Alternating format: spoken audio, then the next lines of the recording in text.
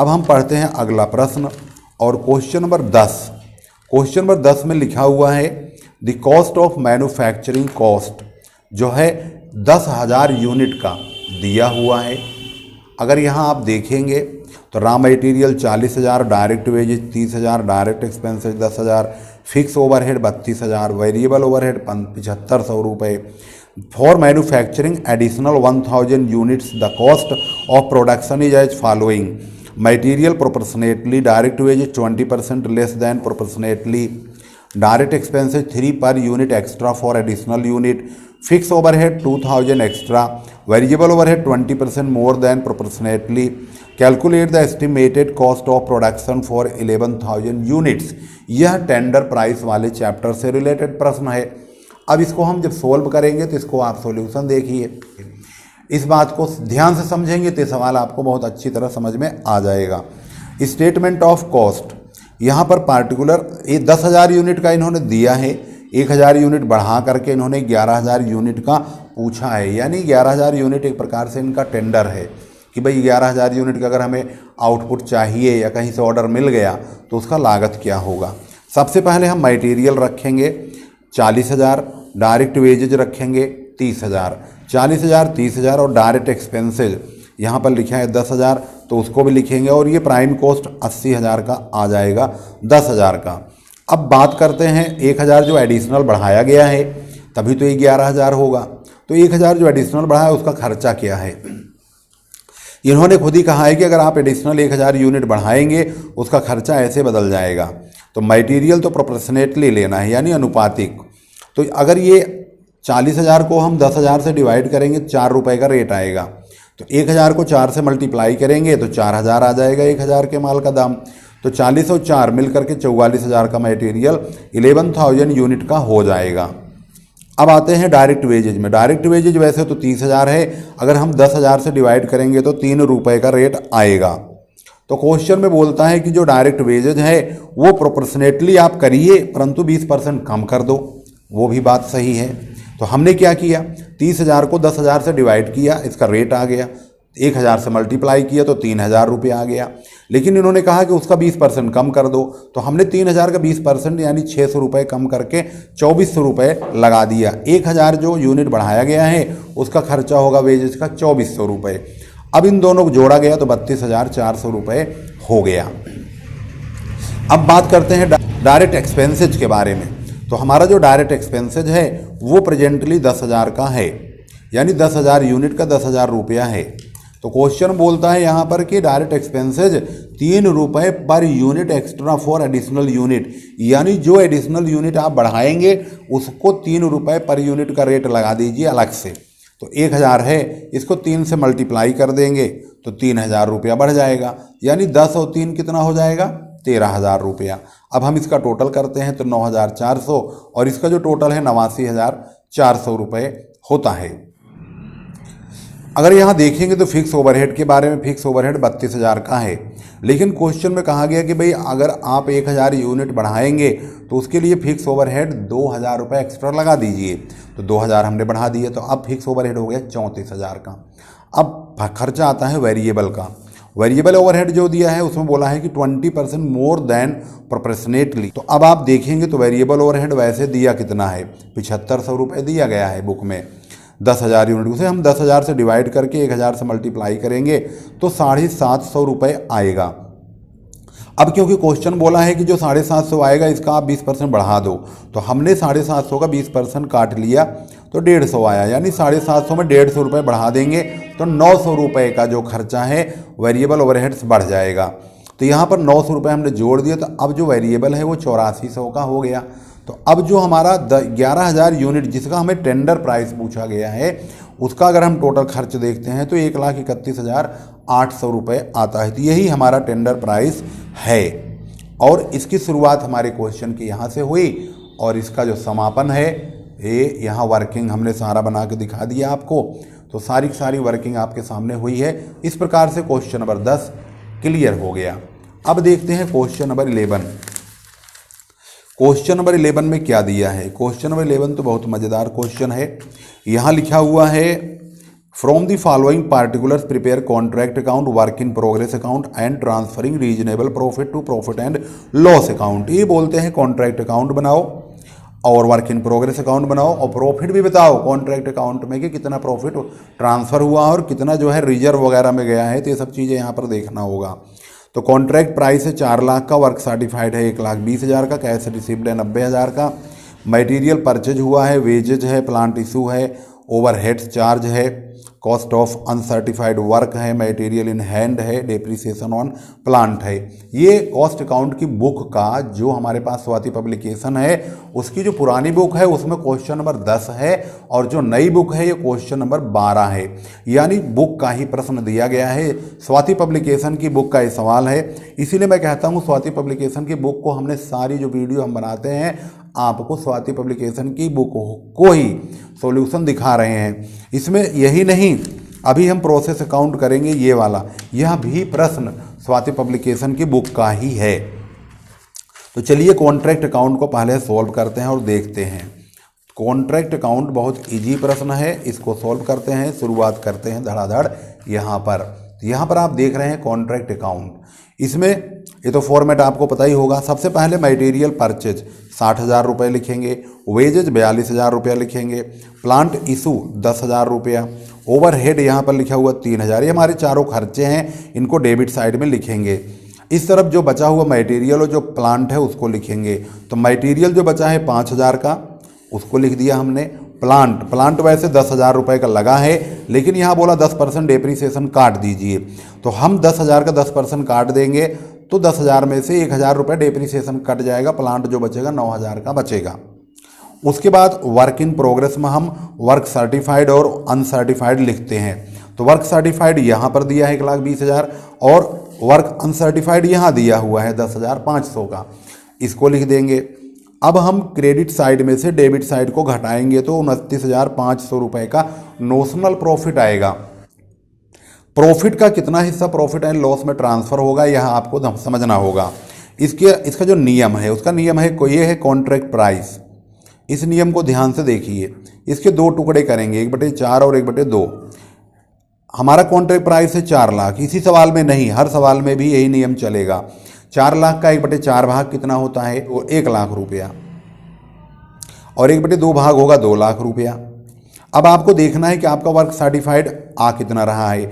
अगर 1/4 भाग से वर्क सर्टिफाइड कम होगा तो यहाँ आ जाएगा, अगर यहाँ आएगा तो प्रॉफिट एंड लॉस अकाउंट में आपको पैसा ट्रांसफ़र करना नील, यानी कुछ भी नहीं। अगर 1 लाख से ज़्यादा है और 2 लाख से कम है तो प्रॉफिट एंड लॉस अकाउंट में आपको जो पैसा ट्रांसफ़र करना है वो profit into 1/3 into cash received upon work certified, ये हिस्सा ट्रांसफ़र करना है। अगर 2 लाख यानी आधे से ज़्यादा, यानी कॉन्ट्रैक्ट प्राइस के आधे से ज़्यादा यानी 2 लाख से ज़्यादा और 2 लाख के बराबर अगर आपका वर्क सर्टिफाइड है, यानी आधा या आधे के बराबर, तो प्रॉफिट का जो हिस्सा प्रॉफिट एंड लॉस में ट्रांसफ़र होगा प्रॉफिट इंटू 2/3 यानी 2/3 into cash received upon work certified, ये ट्रांसफ़र होगा। तो अब हम जो क्वेश्चन देख रहे हैं, हमारे क्वेश्चन के मुताबिक हमारा वर्क सर्टिफाइड 1,20,000 है, जो कि 1 लाख से ज़्यादा है और 2 लाख से कम है, यानी इसी बीच में आ रहा है। तो इसका मतलब हम प्रॉफिट का 1/3 भाग ट्रांसफ़र करेंगे। नियम है इसका, प्रॉफिट जो आया है वो इंटू 1/3 इंटू कैश रिसीव्ड जो बुक में दिया है अपॉन वर्क सर्टिफाइड जो कि हमने लिखा है। इस नियम के हिसाब से अगर आप सवाल में देखेंगे तो जो प्रॉफिट हमारा आ रहा है, हमारा प्रॉफिट है 29,500 रुपये का। यहाँ पर इस प्रॉफिट का हमें 1/3 भाग ट्रांसफ़र करना होगा, यानी 29,500 इंटू 1/3 इंटू कैश रिसीव्ड यहाँ पर दिया है 90,000 का, और वर्क सर्टिफाइड 1,20,000 है, यही वर्क सर्टिफाइड हम लिखते हैं यहाँ पर। तो ये आ गया 90,000 बटे 1,20,000। इसे सॉल्व करेंगे, काटेंगे तो 7,375 रुपये का प्रॉफिट आएगा, जो कि हम प्रॉफिट एंड लॉस अकाउंट में ट्रांसफ़र करेंगे। इसके बाद 29,500 में से 7,375 रुपये माइनस कर देंगे, जो बचेगा उसे to work in progress account के नाम से रिजर्व में रख दिया जाएगा। तो प्रॉफिट केप्ट इन रिजर्व के नाम से हम 22,125 रुपया रखेंगे। इसमें से 7,375 रुपये माइनस करेंगे, 22,125 रुपया आ जाएगा। 29,500 को यहाँ और यहाँ लिखकर इसको बंद कर देंगे। अब बनाएंगे work in progress account. Work in progress account बनाने के लिए सबसे पहले इधर आप टू कॉन्ट्रैक्ट अकाउंट लिखिए, इधर भी कॉन्ट्रैक्ट अकाउंट लिखिए। जो कॉन्ट्रैक्ट अकाउंट यहाँ क्रेडिट साइड में लिखा हुआ है वर्क इन प्रोग्रेस के नाम से, वर्क सर्टिफाइड और वर्क अनसर्टिफाइड, इन दोनों को ऐसे ही क्रॉस लाइए। यहाँ वर्क सर्टिफाइड, वर्क अनसर्टिफाइड इधर आ गया। ये जो वर्क इन प्रोग्रेस अकाउंट लिखा है प्रॉफिट कैपिटल रिजर्व, इसको यहाँ पर लाइए इधर, प्रॉफिट कैपिटल रिजर्व के नाम से 22,125 रुपये। इसका टोटल है 1,30,500। इसमें से 22,125 माइनस कर दीजिए। बैलेंस सीडी यानी जो बैलेंस बचेगा वो 1,08,375 रुपये बच जाएगा। दोनों तरफ इसी रकम को यहाँ और यहाँ लिखकर बंद कर दीजिए। इस प्रकार से आपका वर्क इन प्रोग्रेस अकाउंट तैयार हो गया है। अब हम पहुँचते हैं इसके क्वेश्चन नंबर लास्ट में, देखते हैं 12वां प्रश्न क्या है। इसमें न्यूमेरिकल बहुत धांसू देते हैं लास्ट में। क्वेश्चन नंबर 12 और ये अंतिम प्रश्न है। The following details are available from the books of a factory in which two process are employed. Process A, process B, दो प्रकार की प्रक्रियाओं में यहाँ माल बनता है। 1000 मटेरियल 1000 टन का जो है 50 रुपये के हिसाब से इनपुट किया गया, जिसमें वेजेज 30,000 का है और वेजेज का 50% फैक्ट्री ओवरहेड के नाम से है, और वेस्टेज हुआ है 100 टन का और इन्होंने 100 टन बेच भी दिया है, कॉस्ट प्लस 20% प्रॉफिट पर। तो चलिए देखते हैं सवाल कैसे होगा। सबसे पहले आपको यहाँ ध्यान से देखना होगा प्रोसेस ए अकाउंट, पार्टिकुलर्स यहाँ पर हम लिखे टन और रुपीज़। टू मटेरियल 1000 टन, यहाँ पर 50,000 रुपया लिखेंगे। जो 1000 टन हमारे पास ये माल लगा है ये 50 रुपये के रेट से लगा है तो 50,000 रुपया हो गया। इसमें वेजेज भी है 30,000 का, उसको भी हमने लिख दिया है। फैक्ट्री ओवरहेड है यहाँ पर वेजेज का 50% यानी 15,000। कुल माल का दाम बन गया 95,000, इधर भी हमने लिख दिया 1000 का। टोटल टन्स, इधर टन हमारे वेस्टेज हुए हैं, 100 टन का वेस्टेज है। वेस्टेज की बिक्री नहीं लिखी है तो हमने यहाँ पर बेचा भी नहीं है। 1000 में से 100 माइनस हो गए तो हमारे 900 टन का जो माल है वो कॉस्ट ऑफ प्रोडक्शन बन के तैयार हुआ। इसे सीडी करेंगे, सीडी यानी कैरी डाउन करेंगे, क्योंकि इसमें से अभी हमें बेचना भी है 100 टन को। तो जो इसका दाम होगा यही 95,000 यहाँ लिख देंगे। इसको इससे डिवाइड करेंगे 105 रुपये 5-6 पैसे पर टन के हिसाब से रेट आएगा। 1000 टन इधर लिख करके पूरा कर देंगे, दोनों तरफ 1000 हो गया और ये 95,000 हो गया। अब ये कॉस्ट ऑफ प्रोडक्शन सीडी को यहाँ पर नीचे ला के बीडी करेंगे, कॉस्ट ऑफ प्रोडक्शन बीडी, यही 900 टन 95,000 रुपये का आ जाएगा। अब यहाँ पर इतना लिखने के बाद आपको एक वर्किंग देखनी होगी, क्योंकि इन्होंने 900 में से 100 टन यहाँ पर मतलब कहाँ है बेच दो, कॉस्ट प्लस 20%। अब हमें इस बाई सेल ऑफ प्रोडक्ट लिखना है, by sale of by product. By का मतलब होता है उपोत्पाद, यानी कि जो माल मुख्य माल के साथ में बनता है। जैसे अगर हम धान को किसी मशीन में डालते हैं, मतलब फसल जो धान की होती है उससे अगर चावल निकाला जाता है तो उसके साथ में भूसी और कना निकलता है। भूसी जो उसका छिलका होता है, कना जो बारीक वाला छिलका होता है। तो कना थोड़ा महंगा जाता है, जो सूअर पालन करते हैं वो लोग कना खरीद के ले जाते हैं। भुस्सी वाले जो भट्ठी चलाते हैं वो भुस्सी ले जाते हैं। तो भुस्सी और कना दो प्रकार के बाई प्रोडक्ट होते हैं, दोनों को अलग अलग प्रकार से बेचा जाता है।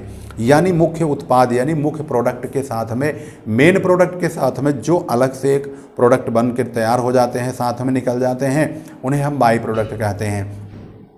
अन्य शब्दों में जैसे हम कोल्हू से सरसों के तेल को निकालते हैं सरसों डाल करके, तो उसमें खली निकलती है और ऑयल जो खल होती है वो बाई प्रोडक्ट हो जाता है।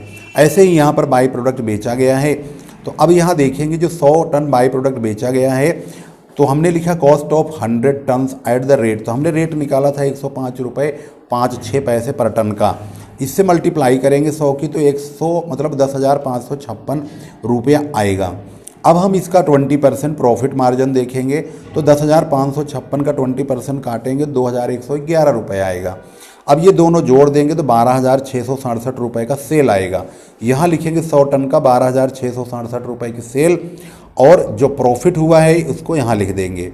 अब इन दोनों को जोड़ेंगे 97,111 आया है, इसमें से 12,667 माइनस करेंगे तो, और 900 में से 100 को माइनस करेंगे तो ये प्रोसेस बी में ट्रांसफ़र होगा 800 टन 84,444 रुपये। अब इसको हम ले करके बी में आएंगे, बी हमारा ये है। अब यहाँ लिख देते हैं process B, process B account. अब प्रोसेस बी अकाउंट में हमने यहाँ पर लिखा है प्रोसेस ए से आया है 800 टन 84,444 रुपये। यही वाला माल उठ करके अब यहाँ आ गया। तो यहाँ पर मटेरियल इनपुट नहीं हुआ है बल्कि 20,000 रुपये का वेजेज लगाया गया है और वेजेज का 30% फैक्ट्री ओवरहेड है। तो हमने यहाँ लिखा 20,000 और इसका 30% काट लिए 6,000। कुल माल का दाम 1,10,444। इसमें से 120 टन का वेस्टेज बोला गया यहाँ पर, ये रहा। तो 20 टन का वेस्टेज हो गया, 800 में से 20 टन घट गए तो कॉस्ट ऑफ प्रोडक्शन 780 टन का ही आएगा। इसका टोटल 1,10,444 है। इसको हम 780 से डिवाइड करेंगे तो 141.6 रुपये पर टन आएगा।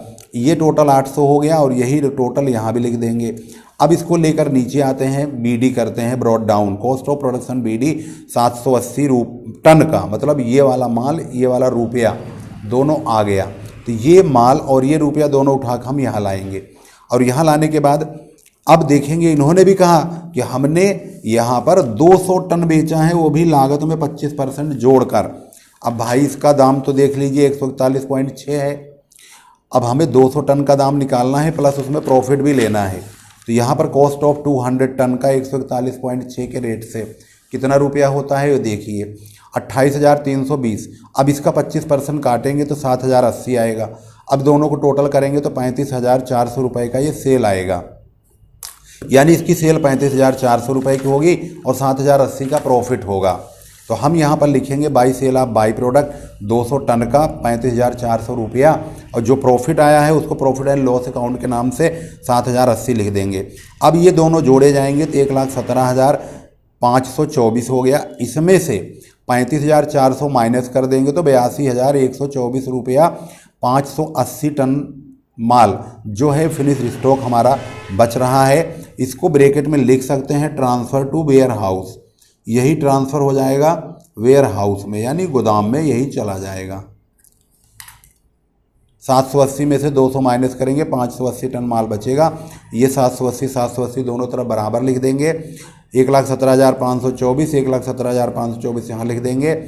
अब ये हमारा माल बन के तैयार हो गया जो गोदाम में चला जाएगा। इस प्रकार से क्वेश्चन नंबर 12 जो है समाप्त हो गया और क्वेश्चन नंबर 12 न्यूमेरिकल है और इसी के साथ ही एंड हो गया।